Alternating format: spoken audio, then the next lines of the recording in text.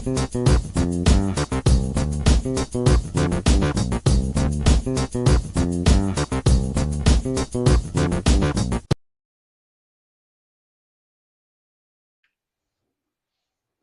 right, we're here with Coach Fontenot-Amadee from Bandera ISD.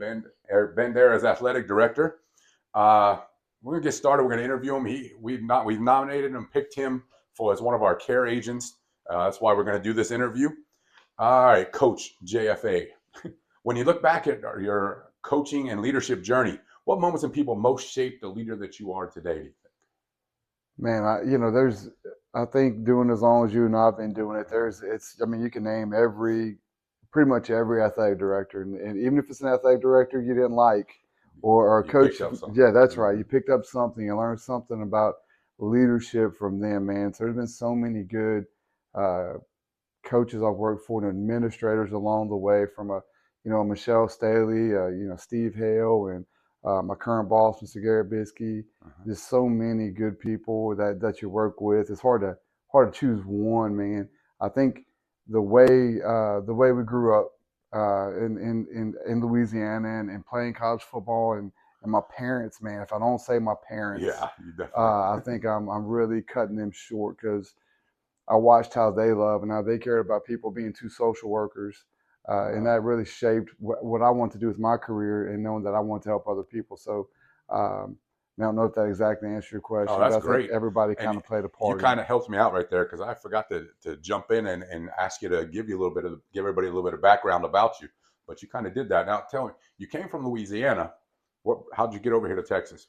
So it's a funny story. So every coach or teacher I had that was good, everyone I liked, everyone that I built a relationship with, everyone got out in high school. Basketball coach, a high school football coach, and then in college, we had a coach. He's actually the athletic director at Nichols now. We had a coach, Jonathan Terrell, and he brought me and my quarterback over to his house. He said, "Guys, I got bad news. I'm getting out of coaching because I can't afford to support my family doing this." And so I was like, golly, man, it hit me hard, because I'm an education major. I didn't go to do something else. Like, this is what I'm doing. Right. And it hit me hard. And I just was like, man, what can I do? I'm going to do this. I'm going to be a teacher and a coach. And there's no doubt, how do I support a family? Because he's getting out like all these other folks, because the pay was so low in Louisiana, you can't support a family. Yeah. And I turned to my buddy, and he said, man, look, my head coach makes this, my offense coordinator makes this. I'm like, dang, that's twice as much money as my parents have ever made being social workers, and more money than anybody teaching and coaching in Louisiana. All I have to do is go to Texas. Cool, I'm in on that. Yeah. And so I made a decision that if I ever want to support a family and continue to teach and coach, I was going to do it in Texas. And I guess that's pretty interesting right there. How I got to Bandera, America, that's a whole nother story. But that's basically how I ended up in Texas. All right. Okay. So we kind of talked for a little bit earlier off camera about what it was to be a care agent, and knowing the basic background of it. What do you see, or how does that make you feel to be picked as a care agent? It's neat, and I know we kind of talked about what the interview would be like before, and I really appreciate the format and what you guys are doing for coaches. You go into the scene, and my wife and I talk about it all the time. You think everybody's like you, and everybody has the same values as you, and you're coaching, you're competing, but at the end of the day, it's about kids, and it's about teaching lessons, and those teachable moments in life lessons are always the most important thing. And everybody's not that way, right? And they're not, and some of them are my friends, man, and I talk to them, and I'm still good with them, but I know everybody's not that way. So for somebody to recognize that, that's how we do things here, and that's how I live my life, and in the coaching world, I really appreciate that. That's awesome. It's like we read the books about it, transactional, transformational. Yes, sir. Yeah. And you can't do this thing if you're transactional. You can, but you're not gonna. That win and the loss is going to become too heavy. Right. You mentioned Bandera being a special community, and it is. So how's leading in a small town with high expectations influence your leadership style? Well, I think that we've created the high expectations. When we got here, they hadn't won the games in a long time. Right. And we have the 2002 state championship team, and we've got coaches on our staff from that team, and pillars of the community who were from on that team, and certainly they're always here. It's kind of always hanging out there. That's the gold standard, Right. but it's not necessarily the expectation. Mm-hmm. And for so long, there weren't high expectations, and it starts with character and being together as a program and a community, and so I feel like we created the standard and expectations that are here. But man, I didn't know how awesome it was to live in a small town where you know everybody here, and you get to. I mean, I go to church and I see athletes and parents and people, and I go to we only got a couple grocery stores, but we got more Dollar Generals per capita than anywhere in the state of Texas. But when you go out and you do stuff, you see people, and you go to a Christmas light, and you see all the family in the community. And so it's just such a neat place to raise a family, and where people, you know, you're appreciated, and you get to pour into and love people. And that's why we moved out here, to be part of the community. That's awesome. So you mentioned character, which leads us into our CARE framework. The C stands for compete with character. So when you hear that phrase, compete with character, what does that look like in your program? And not just football. We're talking about the whole athletic program here. Well, we talk as coaches a lot here about tough situations and walking away from, you know, within each competition, you're going to be put in a spot inevitably. And then as adults, we're put in positions that you have to walk away from. But everything in your body tells you to step into it a different way, to make a decision, whether it's getting into a fight or protecting someone. And there's all these different things that you run into as an adult, and especially for you know, young men who you're trying to help become adults and the leaders of their household. And those guys have to be able to walk away from tough situations. And so we teach in all our program, boys and girls. But when I think about that piece and competing, we're never going to compete with the thought that the competition is the most important. Yeah, in competition, we're going to do what we have to do within the rules of the game and preparation, and passionate about competing and winning. But it's never going to be the top thing. The top thing is always going to be how we do things, and how we the responses to adversity within the game, and doing things the right way. So always think about walking away from a tough situation, teaching kids how to do that. Hopefully that lines up with that's great. That's great. And so speaking of that, can you share like a time, or do you have one in your mind where you chose, or people that you were in charge of chose character over convenience? Absolutely. And it's funny. It's the Friday speech, man. Because as coaches, like, what's the worst case scenario, and how you preparing for it? And I don't want this to happen, that to happen. So I think I got two of them for you if you got time. Oh yeah, for sure. So one year we had we talked about this, and it was one of the years, we won several district championships in our own football, and so we were fortunate to do that. And I think maybe the first year we were that we won it, we had a kid in a home game get driven as a linebacker after the play into the sideline, over the bench, and he's in the middle of it, surrounded by people, and flags came flying out, and coaches were yelling at him, and the players were yelling at him, he was surrounded, and he could have reacted in any type of way. And he got up, and he let it all happen, and he jogged back, and he was a captain for us, and he jogged back, and he made his way through everything and played the next play, and there was penalties and everything else.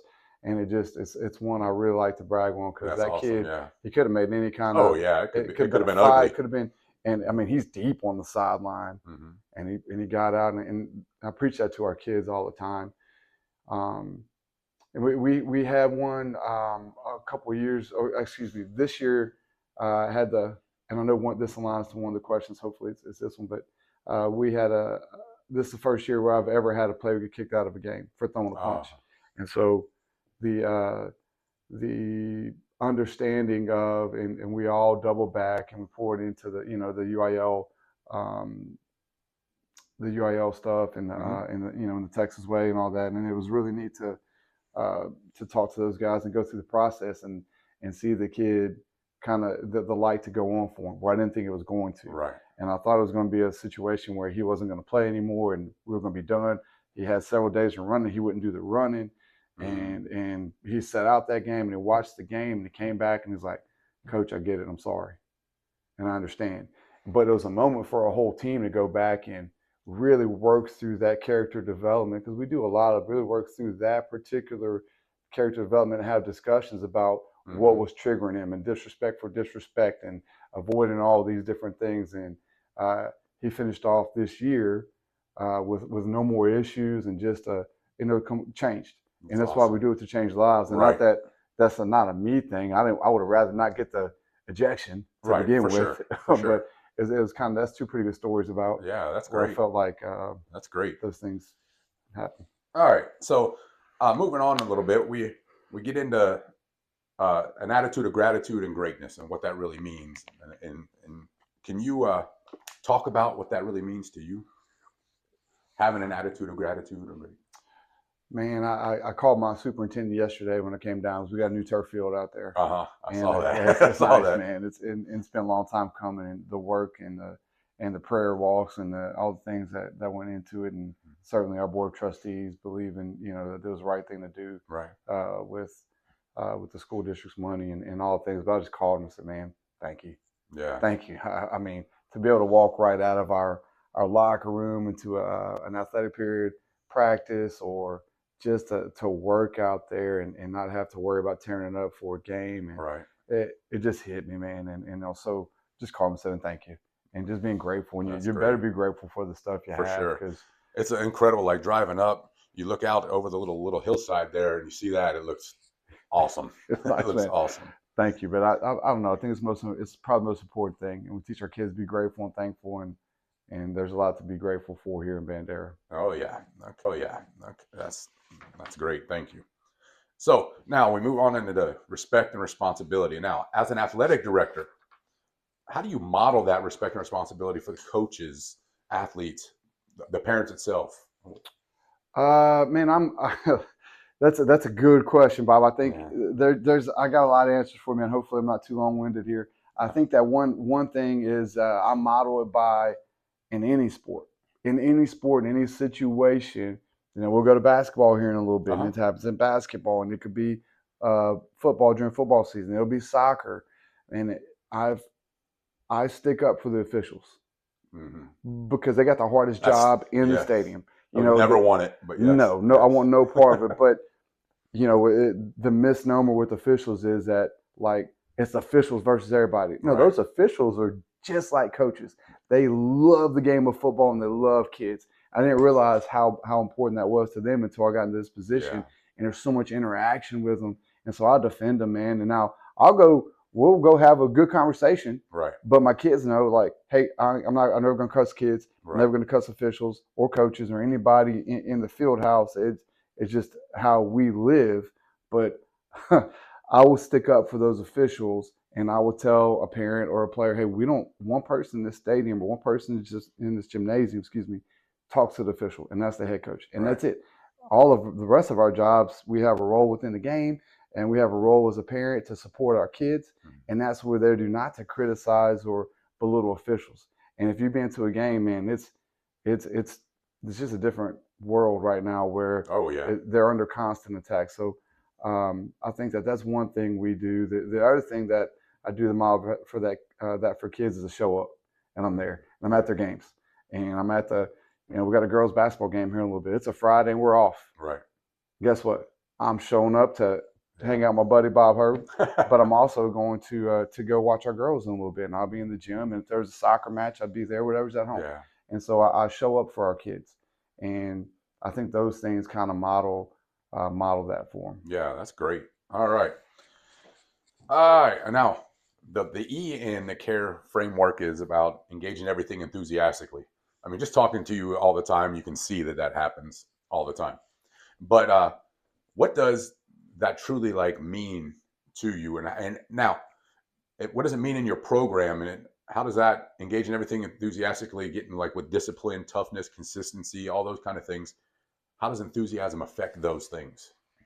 Well, for a coach, it's one of the most important things, because regardless of what we think, we're always going to care a little bit more about it than the kids are. Correct. And you only learn that over time, right? Because it's like, well, no, certainly this kid, it's his passion, like it was my passion. No, we're the professionals, and their kids doing something that they love, man. Right. And so, I think that we have to you almost have to be over the top sometimes with the energy and enthusiasm when they're down to pick your other coaches up or to pick those players up. And so Right. it's just important because you're there because you're doing something you love.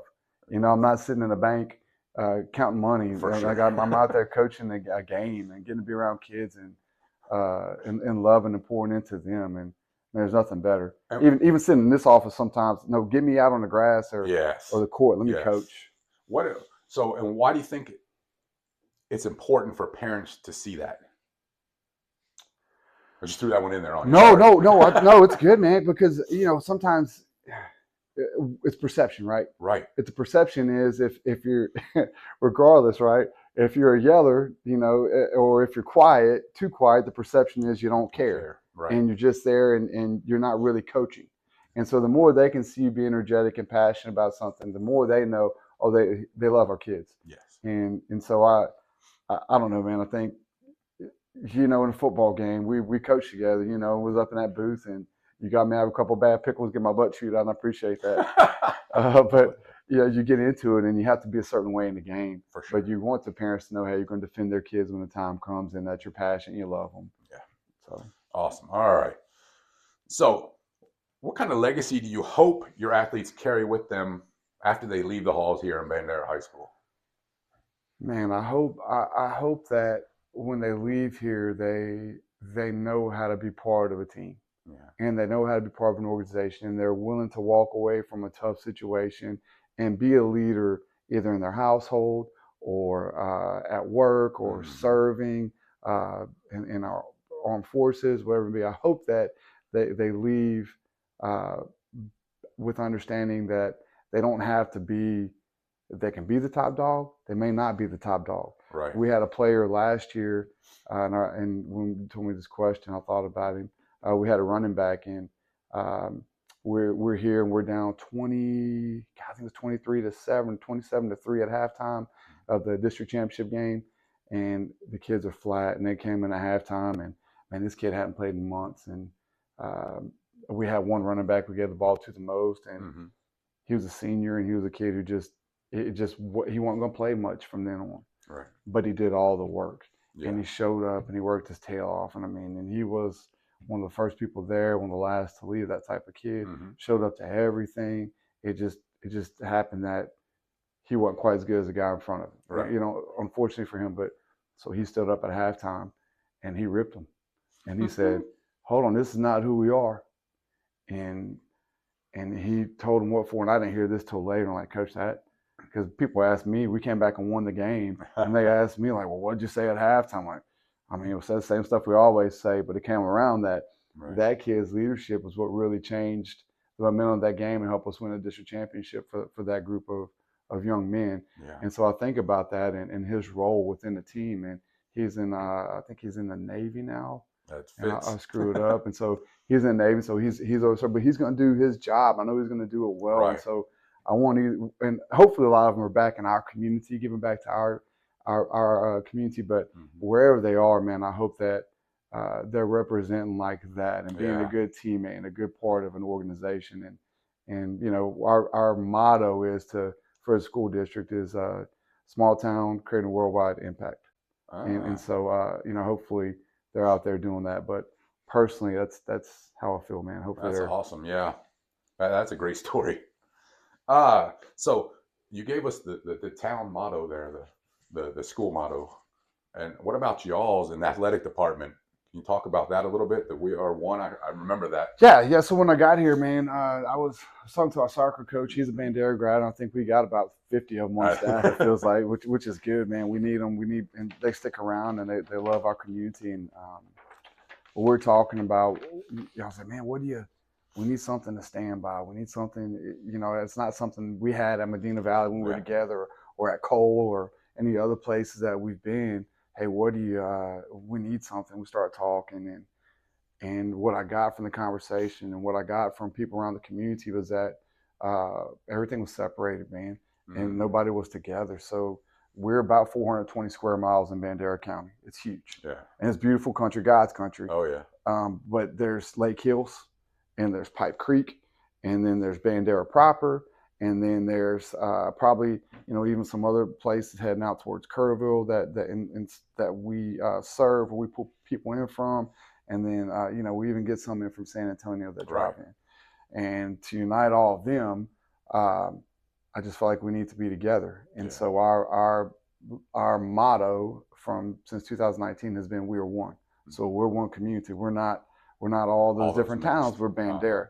We're one athletic program. We're not football and then volleyball and then basketball and baseball and golf and soccer and tennis. If I miss one, I'm gonna get in trouble. But I think I pretty much got them all. Track and field and cross country. It's all one athletic program. So every time we break it out, we're one. It's just a reminder of that we're all connected and we support each other. And it doesn't stop at athletics.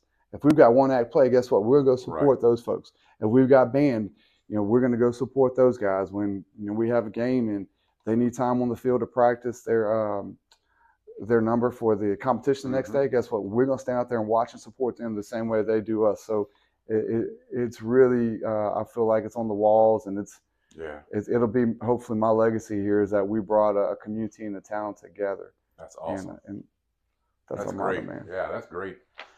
Okay, I have one last thing, a little challenge for you. I have a game after that too, though, just so you know. But the one question or thing for you. So what's one habit you would challenge your coaches or athletes to commit to this week? Be present. Be present. Be present. Put the phone down. Yeah. You're in the room, man. Put the phone down. Put the game down. Eat dinner with your family. Yeah. Whatever you're doing, be present, man.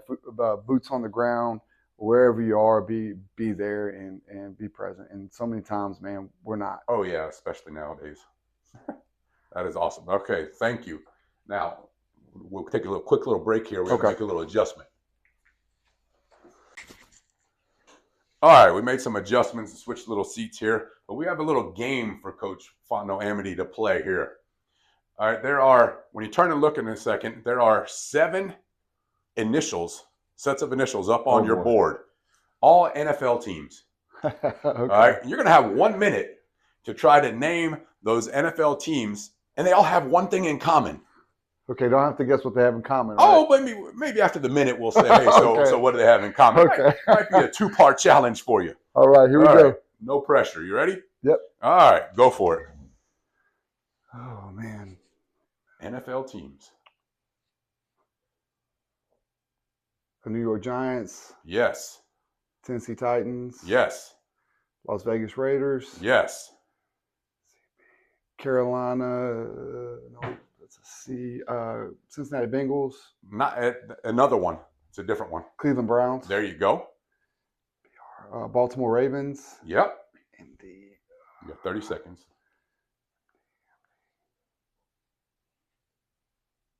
Arizona Cardinals. Yes. And MD. Golly. 20 seconds. Yeah. Not Minnesota. Not Uh-oh. You got 10 seconds. That's going to be you can think of it. That's going to be the one I missed. I know it's hot. Golly. Man, I missed that one. All right. Hey, not bad. 6 out of 7, though. MD. Miami Dolphins. Golly. So. Oh, I already know. What is it? As soon as I said Miami Dolphins, looking for new head coaches. Yes. They're all looking for a new head coach. Dog, man. There you go. Man. Shoot, if you give me that before, I'd have got Miami Dolphins for sure. All right. So, again, I want to thank you for playing along with us there at the end and talking to us about everything here in Bandera, Texas. Yeah, thank you, man. I appreciate your time as always.